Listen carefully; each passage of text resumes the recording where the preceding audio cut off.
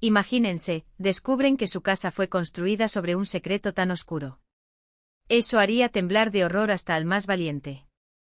Eso es exactamente lo que pasó en una gélida noche de octubre de 1910, cuando los primeros copos de nieve cubrieron la tejados de la próspera Nizhny Novgorod.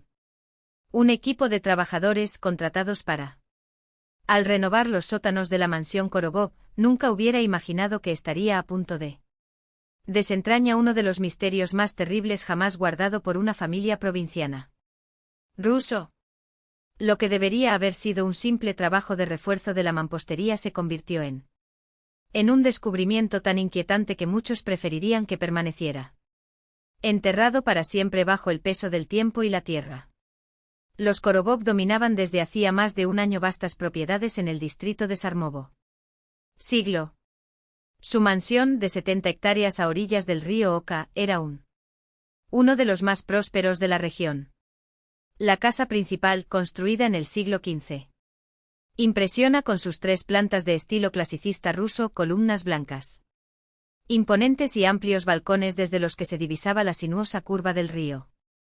Delante de la familia era Piotr Dmitrievich Korobov, de 58 años, un hombre severo pero justo, de porte altivo, espesa barba gris y ojos grises que parecían leer las almas de gente. Controlaba no solo sus tierras, sino también 5 molinos que garantizaba la fortuna familiar. Su esposa, Yekaterina Mikhailovna, 10 años mayor. Joven, descendiente de un antiguo linaje de boyardos, los Volinsky, cuyas raíces se remontan a la época de Iván el Terrible. Mujer de rara belleza, con rasgos con ojos delicados y ojos oscuros y penetrantes, ella aportó al matrimonio no solo una dote considerable pero también tradiciones familiares que nadie se atrevía a mencionar. Ni siquiera entre los familiares más cercanos. En la mansión también vivían sus 3 hijos. Alexandr, de 22 años, el primogénito, se graduó con honores en la Universidad de Moscú y fue considerado uno de los solteros más elegibles de la provincia. Nikolai, de 18 años, se preparaba para unirse en la Academia Militar de San Petersburgo, soñando con una carrera militar. Armado. La más joven, Anna, de solo 16 años, era una auténtica joya, frágil. Rubia, de rasgos suaves y ojos de un azul profundo que, sin embargo, a veces revelaban un resplandor de ansiedad, casi miedo. Pero había otro hijo conocido solo por más cerca de la familia. Mikhail, que cumpliría 13 años, estaba oficialmente enfermo y vivía confinado en habitaciones especiales en el lado este de la casa. Los sirvientes susurraron que el niño había nacido con deformidades y que Yekaterina Mikhailovna cuidaba de él personalmente sin permitir que nadie se acercara. A veces suena de noche. Sonidos extraños resonaron desde ese lado de la mansión, gritos o gemidos, pero la servidumbre ya había aprendido a ignorarlos. Iván Semyonovich Grachiov, de 43 años, era un maestro albañil respetado en la región. Conocido por su habilidad e integridad. Dirigió un equipo de 8 hombres. Responsable de reparar los cimientos y sótanos de la propiedad. Las obras comenzaron a mediados de octubre y se esperaba que estuvieran terminados antes del invierno riguroso. El propio Piotr Dmitrievich había ordenado la reforma, quejándose de la humedad bajo tierra y la necesidad de reforzar la estructura antes de las heladas. Fue en el tercer día de servicio, el 27 de octubre, cuando Grachiov notó algo extraño en el plano del sótano. Según documentos del Archivo Municipal de Nizhny Novgorod, los trabajadores identificaron una discrepancia alarmante: las dimensiones. Las partes interiores del sótano no se correspondían con las exteriores de los cimientos, con una diferencia de casi 3 arsines de largo y 2 de ancho, una clara indicación de que había una habitación escondida. Ese muro me pareció sospechoso desde el principio, anotaría más tarde. Difunto Grachiov en sus memorias, encontradas después de los trágicos acontecimientos invernales. 1911, el ladrillo era notablemente más nuevo que el resto del sótano, aunque los propietarios de la casa juraron que el edificio no había sido modificado en 3 décadas. El mortero entre las piedras tenía un color diferente, más oscuro, casi negro, y al mismo tiempo. Si mirabas de cerca podías distinguir extrañas inclusiones, hilos que parecían fragmentos de cabello o huesos, así como un olor. Dios mío, ese olor nunca se me irá la memoria, escribiría el albañil. No era solo la humedad típica de sótanos. Era el hedor a descomposición, a muerte antigua, a sangre seca y algo más. Un aroma dulzón y enfermizo que te revolvía el estómago. Grachiov intentó interrogar a Piotr Dmitrievich sobre el muro sospechoso, pero el patriarca desdeñó diciendo que eran despensas viejas, cerradas por su padre para ahorrar calor. Sin embargo, el maestro notó que cuando mencionó la pared, el rostro de Korobov palideció y le temblaron ligeramente las manos. Yekaterina Mikhailovna, quien había escuchado la conversación, le dio a su marido una mirada tan intensa que él inmediatamente se calló y se alejó rápidamente. El momento decisivo llegó el 28 de octubre, cuando uno de los trabajadores, el joven Stepan Kruglov, accidentalmente dejó caer una piedra pesada contra la pared. Sospecha. El impacto abrió una grieta en el centro, y de ella emanó un mal olor. Era insoportable que varios hombres salieran corriendo, mientras Kruglov se desmayaba en el mismo instante. Cuando el aire se volvió un poco más respirable, Grachiov se acercó con cautela y miró por el agujero. Lo que vio en la luz parpadeante de la lámpara de queroseno lo marcó para siempre. Al otro lado, se reveló una pequeña habitación. En la cama de un niño podrido. Una pequeña figura yacía vestida con una camisa rota. Incluso desde la distancia, estaba claro que era una niña y que o estaba durmiendo o... Grité pidiéndola. Korobov durante casi media hora, registraría Grachiov. El hombre tardó un rato en aparecer y... Cuando finalmente llegó, lo acompañaba Yekaterina Mikhailovna. Al ver una grieta en la pared, la mujer dejó escapar un grito inhumano y se arrojó sobre su marido. Ellos lo encontraron, gritó. Encontraron a Misa. Ahora todo está perdido. Piotr Dmitrievich intentó calmarla, pero su rostro estaba pálido como un muerto. Haciendo caso omiso de las protestas de los propietarios de la casa, Grachiov insistió en que el muro fuera completamente volcado. Cuando el pasaje se volvió lo suficientemente grande para una persona podía entrar, lo primero que vio dejó incluso a los más. Los expertos quedaron paralizados de horror. La habitación, de unos 2 por 3 arsins, tenía un techo abovedado bajo y estaba claramente adaptado para que alguien viviera allí durante mucho tiempo. En un rincón, una cama infantil con un colchón de paja podrida. Al lado, una mesita y una silla del tamaño de un niño. Dispersos por suelo, juguetes abandonados, un caballo de madera sin pata, una muñeca. Paño con la cabeza arrancada, unos libritos con páginas amarillentas y pegadas por la humedad. En un rincón, un orinal de cobre y al lado, un cuenco y una taza. En efecto, sobre la cama había un niño, delgado hasta los huesos y con el pelo largo y enredos cubriendo el rostro. Llevaba una camisa de lino sucia y pantalones que claramente no habían sido lavados en meses. La primera impresión de Grachiov fue que el niño estaba muerto. Pero mientras se acercaba con cuidado, el niño se movió débilmente y abrió los ojos. Lo que vi en esa mirada, escribiría el albañil, es algo que nunca podré describir con palabras. Lo que Grachiov registró en sus recuerdos fue la mirada de un animal perseguido, lleno de un terror y una desesperación tan profundos que le temblaban las piernas. El chico. Él no habló, solo miró a los hombres con esos ojos vidriosos, emitiendo un gemido ahogado como el de un cachorro herido. Su cuerpo era un mapa de cicatrices y marcas de violencia, costillas que sobresalen de la piel pálida, brazos cubiertos de surcos morado de estafas antiguas y recientes. En las muñecas y los tobillos, las marcas de los grilletes. Se había convertido en un grueso tejido cicatricial, como brazaletes de dolor grabados en persona. Petr Dmitrievich Korobov, al ver la sorpresa en los rostros de los trabajadores, Se apresuró a justificar la escena con calculada frialdad. Este es mi hijo mayor. Nuevo Mikhail, declaró evitando el contacto visual.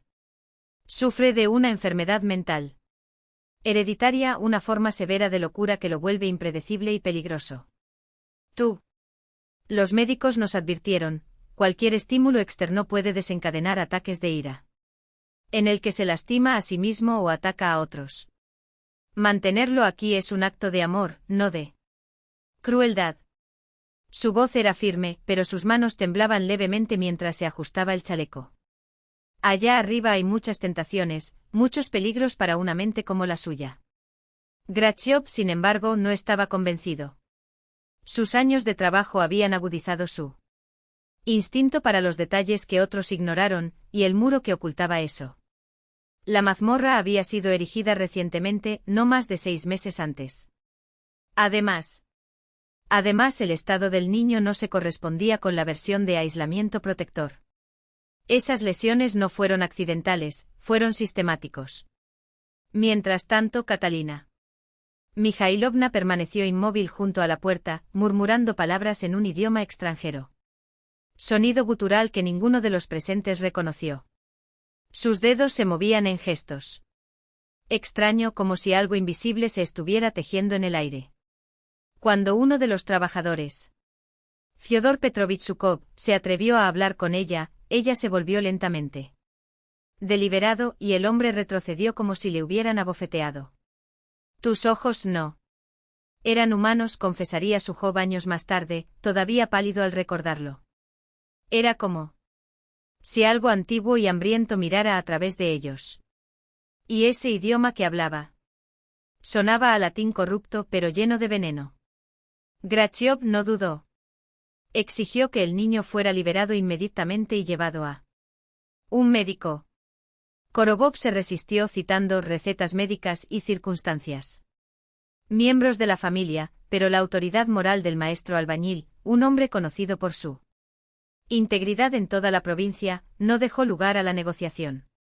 Miguel era sacado de ese agujero con cuidado, envuelto en mantas y colocado en uno de los dormitorios de invitados arriba. El doctor Pavel Ivanovich Bykov, llamado al saliendo corriendo de la ciudad, llegó con su maleta de cuero gastada y 42 años de experiencia en hospitales rurales. Lo que vio lo dejó sin palabras. Su informe, archivado en la Biblioteca Médica de Nizhny Novgorod, es un documento helado de horror clínico, paciente masculino, de 12 años aproximadamente. Peso estimado en 22 kilogramos, 30% por debajo de lo esperado para la edad. Estado de desnutrición avanzada, con atrofia muscular visible.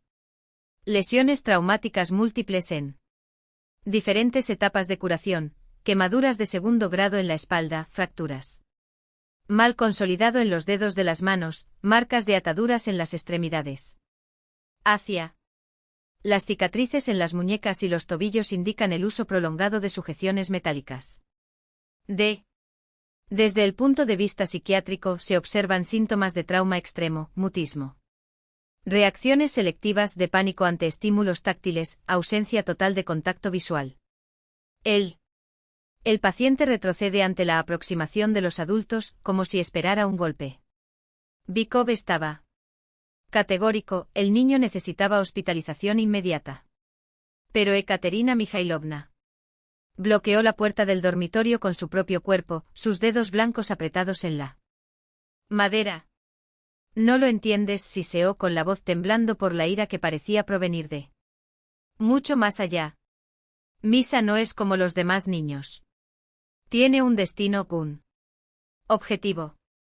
Si se lo llevan, no solo lo condenarán a él, sino a todos nosotros. Sus ojos brillaban con convicción fanática. Hay fuerzas que no pueden ser perturbadas. Mientras la discusión se prolongaba, Grachiov regresó al sótano, esta vez armado con lámparas de queroseno. La luz parpadeante reveló detalles que habían pasado desapercibido. En las paredes, entre garabatos infantiles de casas y sol sonriente, había símbolos extraños. Algunas parecían letras cirílicas distorsionadas, como reflejadas En un espejo roto, otros parecían sacados de grimorios medievales dibujados con una precisión propia de la mano de un niño. En la esquina noreste, detrás de la cama podrida, el albañil encontró tablas sueltas. Al retirarlos, descubrió un pasaje estrecho, tan bajo que un adulto tendría que gatear. Él llamó a Vanka Makiev, el más delgado de sus asistentes, y lo envió a investigar. El grito que resonó minutos después heló la sangre de todos. Detrás del pasillo había otra cámara, pero esta no era una habitación. Fue un taller. Las paredes estaban surcados por cientos de marcas de clavos, como si sus víctimas hubieran intentado cava tu propia salida. El suelo, teñido de oscuro, despedía un olor metálico que no deja dudas sobre su naturaleza. En el centro un aparato de madera con anillos de hierro y correas de cuero, de tamaño adecuado para contener un cuerpo pequeño. Al lado, sobre una mesita, instrumentos dispuestos con cuidado casi ceremonial. Pinzas de diferentes tamaños, hojas curvas, varillas de metal con punta afilada. Y el otro envuelto en madera. En un rincón, un brasero frío, y a su alrededor objetos de hierro retorcido, claramente diseñados para ser calentados y presionado contra la piel. No fue el lugar del asesinato, señalaría más tarde Grachiov, agitando la pluma. En tus dedos. Era un laboratorio del dolor. Algo diseñado para prolongar el sufrimiento al máximo con precisión quirúrgica. Y entonces vio los huesos. Debajo del suelo en una cámara en tumbas poco profundas, reposaban los restos de al menos 7 niños. Los esqueletos estaban dispuestos con macabro cuidado, como si alguien hubiera acostado para un último descanso. Al lado de cada uno, pequeños objetos personales. Medallas de santos, cruces de plata, fragmentos de vestidos bordados. Uno de cráneos llamaron su atención, una fisura profunda, desde la coronilla hasta la base, y marcas de vio en los huesos de los brazos. Al lado, un colgante de plata con una inscripción. Usado, Katenka Smirnova, 1907. Grachiov sintió que el suelo se abría bajo sus pies. Recuerdo a esta chica. Escribía en su cuaderno, las letras desdibujadas por una mancha que podía ser sudor o lágrimas. Katenka Smirnova, del pueblo de Maligorki, había desaparecido 3 años antes. Dijeron que se perdió en el bosque mientras recogía setas. Lo buscaron durante un mes. Ellos lloraron. Ellos oraron. Y todo el tiempo ella estuvo allí. A pocos kilómetros de casa, transformada en otro secreto enterrado en los sótanos de los Korobov. Sin perder un momento, envió a un hombre a caballo a la comisaría más cercana. Cerca, con órdenes expresas de traer al Stanovoy Pristav, y la advertencia de que nadie, absolutamente nadie, debe entrar o salir de la propiedad hasta la llegada de las autoridades. Mientras esperaban, Grachiov continuó su inspección, registrando cada detalle con la minuciosidad de un hombre que sabe que está frente a del mal en su forma más pura. En una de las paredes descubrió un calendario. Tachados por manos de niños, líneas agrupadas de 7 en 7 que suman más de 200 marcos. Alguien había contado los días de su cautiverio, uno por uno, como si la rutina de la tortura podría ser dominada por las matemáticas de la esperanza. Y abajo de las líneas, una frase temblorosa: Mami, sálvame. En el rincón opuesto de la habitación, entre la humedad que corroía las paredes y el olor a cera derretida de velas apagadas hace mucho tiempo, Grachiov encontró fragmentos. Papel carbonizado. Las piezas supervivientes revelaron páginas de un libro. Escrito en latín intercalado con eslavo antiguo, un idioma que parecía susurrar. Secretos prohibidos. Entre las palabras descifrables, términos que enfrió la sangre, sacrificium, sanguis inocente, sacrificio, sangre del inocente. Extraños símbolos idénticos a los grabados en las paredes con uñas o punta de cuchillo, serpenteando a lo largo de los márgenes de los fragmentos, como si el texto mismo era un ritual incompleto. Pero fue la pequeña caja de madera, escondida detrás de una piedra suelta en la mampostería, que reveló el horror en su forma más tangible. En su interior 13 botellas de cristal oscuro. Cada uno sellado con un tapón de corcho y etiquetado con los nombres de los niños y las fechas que cubrió los años 1905 a 1909. La 14ª botella, vacía, llevaba la inscripción 1910, un vacío esperando ser llenado. La tinta, todavía fresco, sugería que el destino de ese niño aún estaba por escribirse. Fue en ese momento cuando el Vasily Petrovich Kulishov, un hombre de 47 años con 2 décadas de servicio inquebrantable, cruzó las puertas de la mansión Korobov al anochecer del 28 de octubre. Acompañado por dos y él. Médico de distrito, su reputación le precedía, un hombre que no doblaba la columna ni incluso frente a los más poderosos, cuando la justicia así lo exigía. La inspección de los sótanos se extendían hasta la noche, iluminados por el parpadeo de las antorchas y el resplandor. Coloración amarillenta por las lámparas de queroseno. Kulishov personalmente descendió sobre cada uno. Cámara descubierta, mapeando con precisión quirúrgica la ubicación de huesos, objetos y huellas. Bajo sus órdenes se elaboraron bocetos detallados de los pasillos bajo tierra y elaboraban minuciosos inventarios de todo lo que allí se encontraba. El veredicto del Dr. Bykov, sin embargo, fue más allá de una mera catalogación. En tu informe oficial, las palabras pesaban como plomo: los restos pertenecen a niños entre 7 y 14 años. Según el análisis óseo, las muertes ocurrieron en distintos intervalos. Desde hace unos meses hasta hace 4 o 5 años. Las fracturas, quemaduras y cortes en los huesos no dejaban lugar a dudas: esos niños habían sido sometidos a torturas sistemáticas, prolongadas, como si sus cuerpos fueran palimpsestos de dolor. Pero lo que más sorprendió al médico fueron las heridas en los cráneos, marcas de instrumentos especializado infligido en la vida, con una precisión que sugería no mero sadismo, sino un propósito ritualista. La familia Korobov fue detenida antes del amanecer. Piotr Dmitrievich, el patriarca, mantuvo una fachada de dignidad ofendida. Negó vehementemente cualquier implicación con los horrores descubiertos, atribuyendo las cámaras secretas a su abuelo Mikhail Petrovich, quien los habría construido durante las revueltas campesinas y la epidemia del cólera en la década de 1830. Nunca bajé a esas malditas habitaciones, declaró en el primer interrogatorio, que duró desde las 6 de la mañana hasta el mediodía. Las llaves estaban con mi esposa. Ella me dijo que allí se guardaban tesoros y documentos familiares, confidencias que no podían confiarse a los sirvientes. Interés.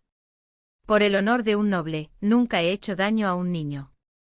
Yekaterina Mikhailovna, sin embargo, no mostró miedo. Su comportamiento durante el interrogatorio fue de irritación, como si la interrupción de sus planes fuera una mera tontería. Mi suegro, Dmitri Petrovich Korobov, antes de morir, me reveló la gran secreto de nuestra sangre, afirmó, fijando en Kulishov una mirada que no parpadeó. Nuestra familia fue elegida por fuerzas superiores para una misión sagrada, iniciado por nuestros antepasados en el siglo X. Solo estaba cumpliendo un deber: salvar almas.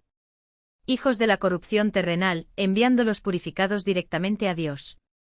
Cuando el investigador le pidió que aclarara qué quería decir con salvación, la respuesta llegó con una calma aterradora: hijos nacidos en pecado, hijos de campesinos ignorantes, están condenados a una vida de miseria e ignorancia. Las almas ya están contaminadas incluso antes de nacer. Solo a través del sufrimiento purificador podrían alcanzar la verdadera redención. Les di lo que nunca tendrían: la oportunidad de convertirse en ángeles. Incluso Kulishov, un hombre endurecido por años de servicio, sintió un escalofrío mientras grababa sus palabras en el informe. La acusada no muestra ningún remordimiento. Al contrario, considera sus acciones no solo justificables, sino santas. No nos enfrentamos a delincuente común, sino de alguien bajo el yugo de un engaño religioso, o algo así. Peor. Los niños Korobov fueron interrogados por separado. Alejandro, el primogénito, parecía genuinamente conmocionado. Juró desconocer la existencia de las cámaras y las actividades de la madre. Ella siempre fue extraña, admitió. Pasé horas encerrado con libros. Pueblos antiguos en idiomas que nadie entendía, ella hablaba sola. A veces, por la noche, yo escuché caminar por la casa, pero pensé que era insomnio. En cuanto a Misa, ella dijo que estaba enfermo y necesitaba estar aislado. Nunca lo he visto, aunque siempre lo he hecho. Creía que era mi hermano. Nikolai, el segundo hijo, resultó menos convincente. También negado. Conocimiento de los secretos familiares, pero Kulishov notó el temblor en sus manos. Él mira que se escapó. Cuando se le preguntó sobre sonidos extraños provenientes del sótano, dudó. Antes de responder, en las noches de verano, con las ventanas abiertas, a veces me parecía oír llorar a un niño desde abajo. Mi madre me explicó que era Misa, soñando en dolor. Dijo que sus pesadillas eran causadas por la enfermedad. Anna, de apenas 16 años, era quien más inquietaba a los investigadores. Desde él. Al comienzo del interrogatorio, sus ojos saltaron a las sombras, su cuerpo tembló mientras cada ruido. Cuando le preguntaron por su madre, rompió a llorar y, entre sollozos, tartamudeó. Ella me obligó a mirar, dijo que era por nuestra sangre, que yo necesitaba aprender a continuar el trabajo. El punto de inflexión llegó al día siguiente. Mientras buscaba en la habitación de Anna, él, Semyon Ivanovich Petrov, descubrió un escondite detrás de un icono. En el interior, un cuaderno de cuero desgastado, lleno de la letra temblorosa de un niño. Las notas, tomadas a lo largo de 3 años, describían con grotesco detalle lo que ocurrió en los sótanos de la mansión. Hoy mi madre me llevó de nuevo con Misa, se lee en una entrada de marzo de 1907. Lleva 2 meses acostado, apenas come ni habla, solo llora cuando piensa. Nadie escucha. Mamá dijo que pronto irá con Los Ángeles, como Katia y Serioza. Ella me hizo mirar mientras lo lastimaba con sus herramientas. Dice que es para gran obra, que nuestra familia fue elegida para una misión que debemos cumplir. Sin importar el costo. Las siguientes páginas revelaron una pesadilla aún más profunda.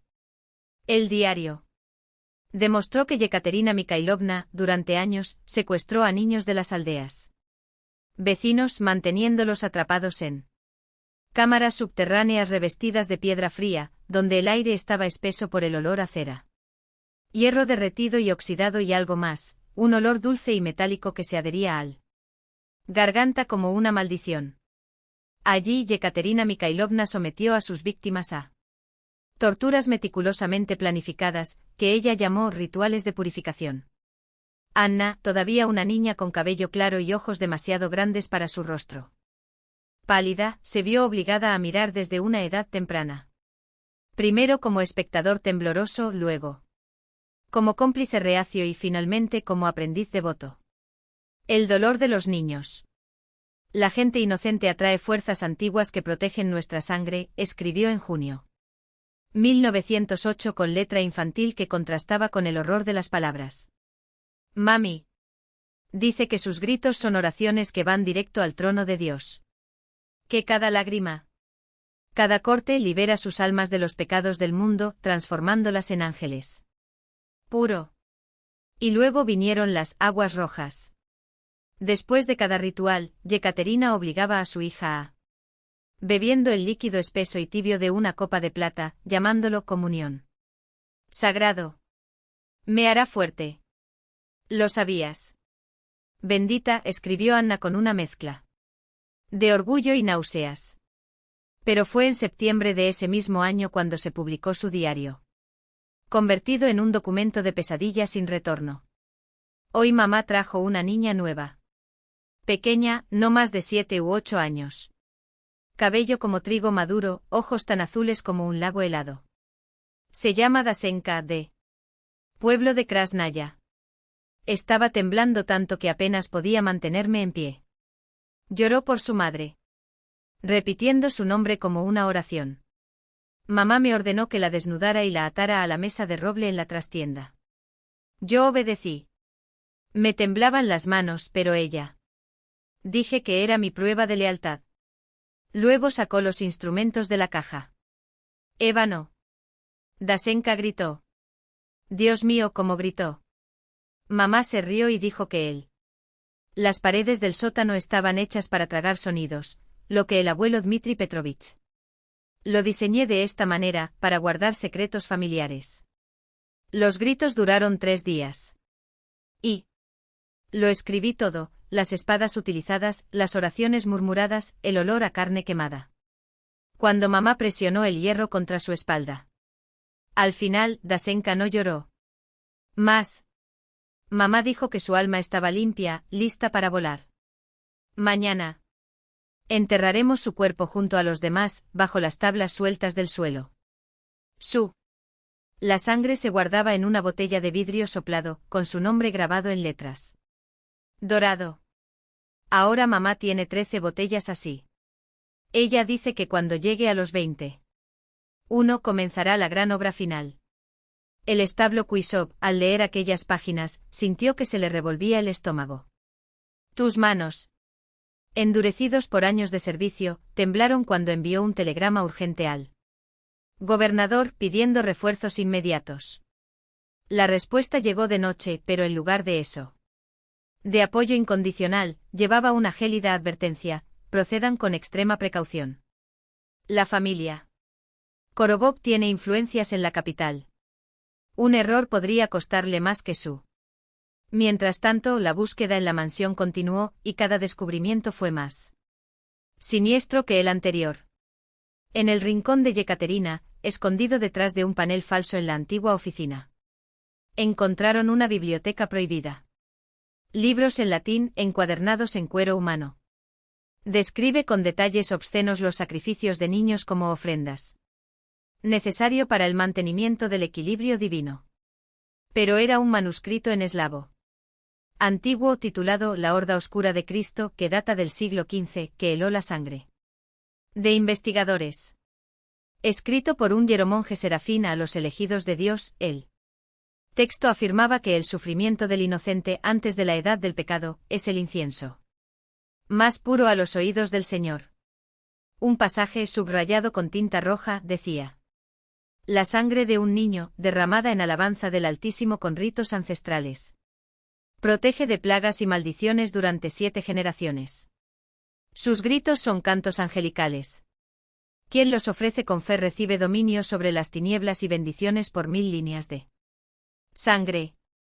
Las instrucciones eran precisas: qué instrumentos utilizar, machetes de plata, agujas de hueso, martillos de plomo, qué salmos cantar, en qué fases de la luna actuar. Todo coincidió con lo que se había encontrado en las mazmorras, incluidas las marcas de quemaduras en forma de cruz en las paredes donde se guardaba a los niños. Pero lo peor aún estaba por llegar. En el sótano principal, dentro de un cofre de hierro reforzado con símbolos grabados, se descubrió el archivo de la familia Korovov. Documentos amarillentos, algunos con sellos de cera casi rotos, demostraron que ese culto a la sangre se remontaba a siglos atrás. La primera entrada, de 1495, estaba firmada por el boyardo Iván Mikhailovich Korovov, un anciano de los monasterios de Solovki, y reveló el designio sagrado: nuestro clan fue elegido para sostener la fe ortodoxos con sangre de pequeños. Me dio el libro secreto y me enseñó los ritos que provienen de los primeros padres cristianos. En las páginas siguientes, cada generación registró su contribución. Mikhail Ivanovich construyó las primeras celdas bajo tierra en 1523. Dmitri Mikhailovich perfeccionó los instrumentos para la mayor gloria de Dios en 1601. Y luego vinieron los registros de Piotr Mikhailovich durante el reinado de Pedro el Grande. Fuimos expuestos por un sirviente traidor. Tuve que sobornar a la mitad del Senado para silenciar las lenguas impías. Pretendemos volvernos piadosos a los ojos del mundo, pero el trabajo nunca se detuvo, simplemente se volvió más silencioso. Los cuadernos de notas de Dmitri Petrovich, abuelo del actual jefe de familia, fueron los más meticuloso. Entre 1820 y 1862 documentó 73 sacrificios, anotando nombres, edades, duración de las purificaciones e incluso la calidad de los gritos. En 1862 escribió: con euforia, este año, 9 almas fueron elevadas. La pequeña Marfuska de Podlesnaya aguantó 7 días, sus aullidos eran tan dulces que parecían coros celestiales. Dios nos ha bendecido con una cosecha abundante. Y luego, la mayor revelación. Es inquietante, la familia Korobov no actuó sola.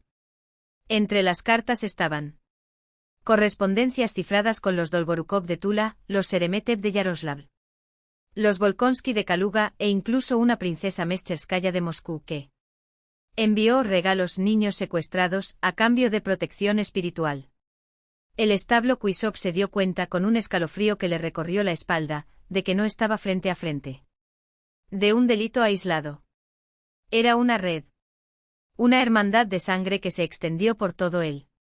Venas de la nobleza rusa, tan antiguas como el propio imperio. Y ahora con el diario Anna en sus manos, lo sabía, la gran obra final estaba por comenzar. Con inmensa alegría les anuncio que nuestro trabajo se extiende por toda la tierra ortodoxa. Escribió Dmitri Petrovich en una carta al príncipe Andrei Dolgorukov, en 1871. Palabras secas como pergamino, quemaron los dedos de Kuisov mientras hojeó la correspondencia confiscada. El día anterior llegó una misiva de María Volkonskaya: el gran ritual se realizó con éxito en mi finca en el alrededores de Moscú. 17 almas purificadas según las tradiciones ancestrales.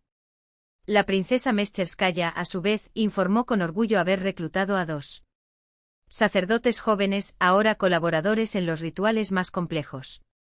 El establo Kuisov sintió que el suelo se abría bajo sus pies. No fue un crimen. Fue un hidra. Una conspiración que surgió de los salones dorados de San Petersburgo a las criptas olvidadas de la provincia, bendecidas con cruces y selladas con sangre. Con manos temblorosas escribió un informe detallado, no solo al gobernador, sino directamente al departamento de policía de la capital, adjuntando copias de los documentos más explosivos del archivo familiar. La respuesta llegó en 3 días. Y fue como un hachazo en la espalda. En lugar de elogios por descubrir un horror sin nombre, Kuisov recibió un amonestación formal por exceder sus deberes, y la orden inmediata de archivar el caso. El mismo día, el coronel Alexei se bajó del tren en Nizhny Novgorod. Vladimirovich Serbatov, de la Gendarmería Imperial, con una orden firmada por él. El propio ministro del Interior, Piotr Stolypin. Todos los materiales deben ser transferidos a la jurisdicción de la Gendarmería. Cesará cualquier investigación bajo pena de Consejo de Guerra, se lee en el documento estampado con el escudo de armas del Imperio. Esto no es un crimen, señor, dijo Serbatov, mientras examinaba los libros. Prohibido con la frialdad de un anatomista frente a un cadáver. Sus ojos grises, duros como el hielo de la doga, se posaron en el diario de Anna y las listas de nombres. Escondido entre las páginas de un grimorio. Es una tradición. Una misión sagrada. Decenas de niños asesinados. Kuisov sintió que la bilis le subía a la garganta. ¿Y llamas a esto una misión? Serbatov cerró el libro con un clic seco. No comprendes la esencia de lo que ves.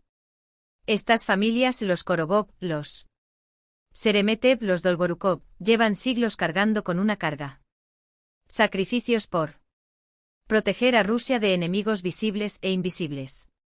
Su voz era un susurro. Ásperos como hojas secas arrastradas por el viento siberiano. El imperio permanece.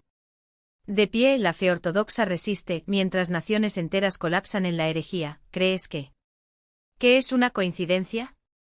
Los Korobov fueron puestos bajo arresto domiciliario simbólico. Los trabajadores que descubrió las cámaras secretas, recibió amenazas de deportación a Siberia. Si se atrevieran a abrir la boca. Mikhail, el niño encontrado en el sótano, fue enviado a una clínica privada en Moscú. 2 semanas después, llegó el certificado de defunción. Enfermedad hereditaria incurable. Pero el silencio oficial no borró los gritos que resonaban en las noches sin luna. Los campesinos juraron haber oído voces de niños provenientes de los sótanos de la mansión. Luces rojo y tembloroso danzaban en las ventanas abandonadas del ala este. Procesiones de figuras encapuchadas desfilaron hasta la capilla de la propiedad en las primeras horas de la mañana de invierno, mientras el olor a cera quemada y azufre impregnaba el aire. Hasta él. Los pájaros huyeron de ese lugar, como si el cielo mismo retrocediera horrorizado. Hay algo podrido dentro, murmuró el padre Nikolai, el sacerdote local, mientras se santiguó 3 veces al pasar por las puertas de Korobov. El aire se vuelve pesado, como si respiráramos dentro de una tumba. Y ese olor no es incienso. Es sangre seca. Y algo peor. En noviembre de 1910, a 8 años luz de cualquier justicia, la pequeña Elizaveta Petrova, de 8 años, desapareció del pueblo de Krasnaya. Una semana después desapareció Anfisa Grigorieva, 9 años, del pueblo de Podlesnaya. En diciembre los hermanos Iván y Piotr Smirnov, de 10 y 12 años, salió a recoger leña a los bosques de Malí Gorki y nunca regresaron. Los padres suplicaron. Ellos lloraron. Nadie los escuchó. Kulishov, que intentó reabrir el caso, fue exiliado a un puesto remoto en Siberia antes. ¿Quién podría firmar el primer documento? Su sustituto, un hombre con rostro, miradas inexpresivas y furtivas, archivaba todos los informes con un sello, desaparecido, de evidencia. Mientras tanto, en la superficie, la familia Korobov estaba recuperando su barniz de respetabilidad. Piotr Dmitrievich reanudó sus negocios con los Stroganov. Ekaterina Mikhailovna organizó cenas benéficas para huérfanos, una ironía tan espesa que hizo duelen los dientes. Alejandro volvió a sus estudios teológicos.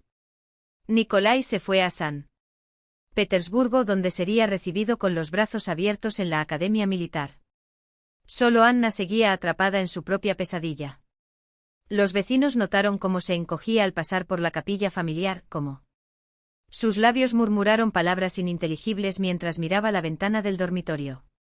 Frente al bosque donde los niños habían desaparecido.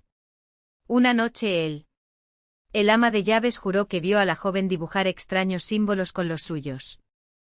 Sangre en las páginas de un libro de oraciones.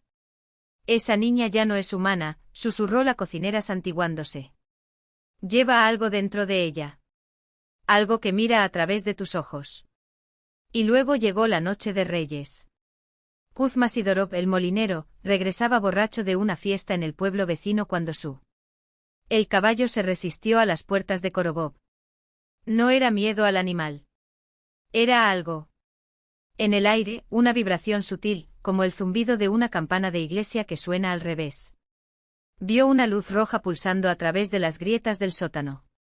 Escuché cánticos guturales, palabras que no pertenecía a ninguna lengua conocida, distorsionada como si se pronunciara a través de gargantas no del todo humanas. Y luego, un grito.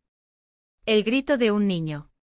Un sonido tan cargado de terror que a Sidorov se le heló la sangre en las venas y supo con absoluta certeza que esto no era un ritual. Fue un banquete. A Sidorov se le erizaron los cabellos en la nuca como si fueran púas de hielo. Él estimuló el caballo violentamente, galopando de regreso a casa como si el infierno mismo buscar. Ni siquiera se atrevió a mirar atrás. Mientras tanto, en la sofocante oficina de comisaría de policía del distrito, capitán Vladimir Petrovich Beliab, recién juramentado del derrocado Kulishov, recibió órdenes claras e inquietantes: ignorar una circular secreto sellado con el sello del gobierno provincial, dejaba poco espacio para interpretaciones. Las actividades de la familia Korobov están bajo la supervisión especial del máximas autoridades. Cualquier queja o informe que involucre a esta familia debe ser Remitido inmediatamente a la Administración de Gendarmería, sin investigaciones. Preliminar. Pero el mal no se contenta con susurrar en los rincones. En febrero de 1911, el horror llegó a tal punto que ya no era posible silenciarlo. Stepan Mikhailov, un campesino de Berezovka, salió al anochecer en busca de su vaca perdida y, siguiendo unas huellas en la arcilla helada, encontró algo que lo marcaría hasta el final de sus días. Seguí las huellas hasta la antigua capilla al borde del Korobov aterriza, diría más tarde, con la voz quebrada como el cristal bajo las botas. Había luz. Dentro de... Pensé en pedir ayuda para encontrar a mi atigrado, pero cuando me acerqué a la ventana, su respiración se entrecortó al recordar. Dios me perdone, pero lo que vi no era de este mundo. Donde antes descansaban iconos y parpadeaban lámparas de aceite, ahora había una altar de pesadilla. Sobre una piedra negra, colocada en el centro de la habitación, había una niño atado, Iván Smirnov, de 10 años, desaparecido desde hace 2 semanas. Su rostro, bañado en lágrimas, llamaba a su madre con sollozos ahogados. Alrededor, figuras encapuchadas formaron un círculo siniestro, sus túnicas oscuras absorbieron la queda poca luz. En el centro, inmóvil como una estatua de alabastro teñido. Allí estaba ella, Ekaterina Mikhailovna Korobova, vestida de blanco inmaculado, sosteniendo una daga de hoja curva y mango negro. Ella murmuró palabras que no eran palabras, repetía Mikhailov mientras sus dedos temblorosos dibujaban cruces en el aire. El niño lloró, llamó a su madre, y entonces ella levantó el cuchillo. Sabía lo que vendría. Seguir. El grito que escapó de su garganta rompió el ritual. Las cabezas encapuchadas se volvieron hacia él al unísono. No tenían caras, rugió más tarde él. Ojos muy abiertos como si todavía estuviera viendo la escena. Solo agujeros. Agujeros donde debería haber bocas y en los agujeros respirar oscuridad. Los ojos ardieron como brasas. Corrí. Tropecé. Me caí. Pero los oí detrás de mí, ni pasos, ni voces, algo peor. Mikhailov llegó al pueblo delirando con la ropa rota y la piel marcada por arañazos. Derramas que ni siquiera había sentido. Al principio se rieron de él. Bebiste demasiado, viejo, dijeron. Hasta que al día siguiente se encontró el cuerpo de Iván Smirnov en el bosque, la piel pálida como la cera, con el pecho marcado por cortes profundos, dispuestos en símbolos que hicieron que los hombres se santiguaran y las mujeres taparan los ojos de los niños. La revuelta estalló como pólvora. Campesinos de media docena de aldeas marcharon a la comisaría exigiendo justicia. Belia, pálido como un muerto, recitó la orden que recibido, asunto cerrado. Familia bajo protección especial. La multitud no lo aceptó. Armados con hoces y garrotes, avanzaron hacia la propiedad de los Korobov, solo para ser detenido por los brillantes sables de un escuadrón de cosacos, liderados por él. Este es Iván Petrovich Denin. Por orden del gobernador, rugió Denin, su voz atravesó el aire como una espada, cualquier intento de invasión será considerado traición a la patria. La familia Korobov sirve a intereses que van más allá de su comprensión.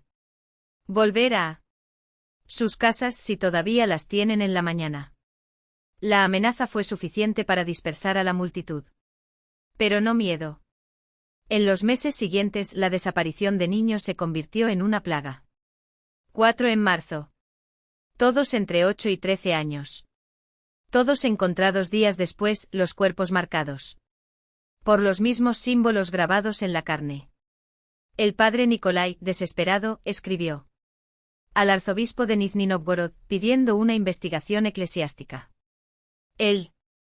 La respuesta llegó sellada con cera roja: el caso Korobov es competencia exclusiva de una comisión especial del Santo Sínodo.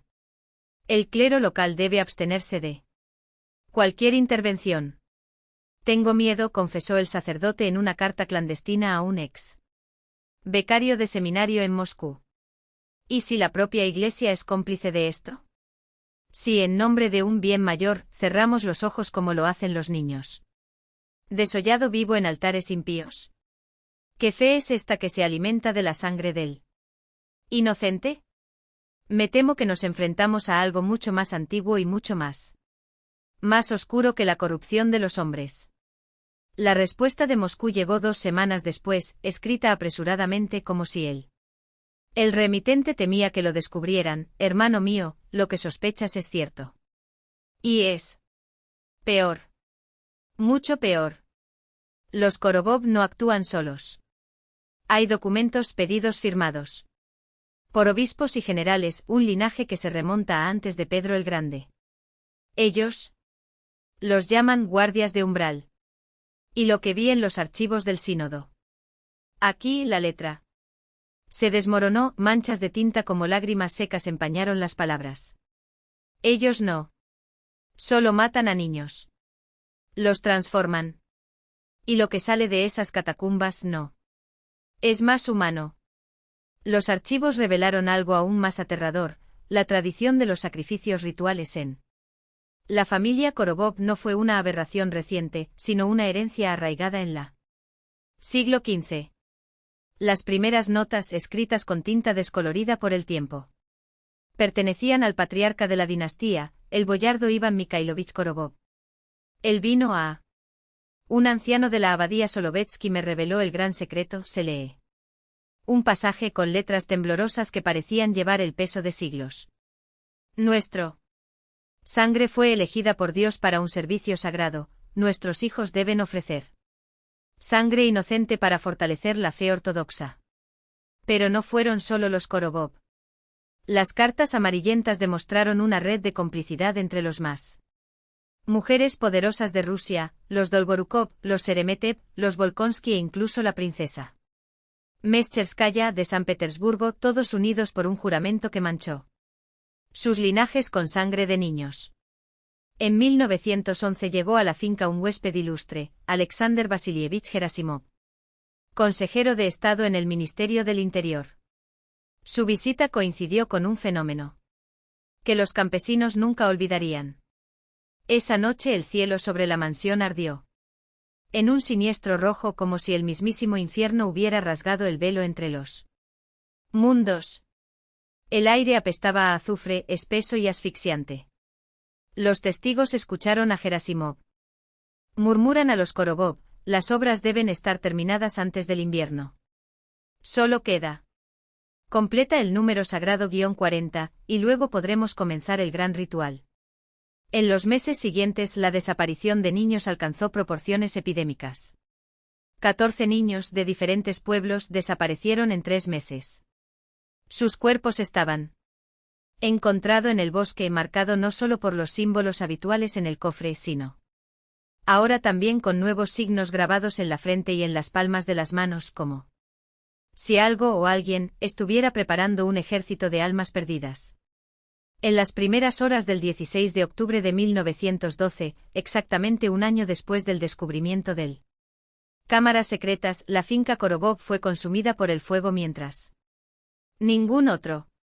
Llamas verdes demasiado altas para ser naturales, lamieron el cielo. Noche visible desde 30 verstas de distancia. No fue un incendio cualquiera, informó el jefe de bomberos, pálido como un muerto. Olía a podredumbre y a quemado sin consumir madera. Era como si algo vivo se estuviera alimentando de las paredes.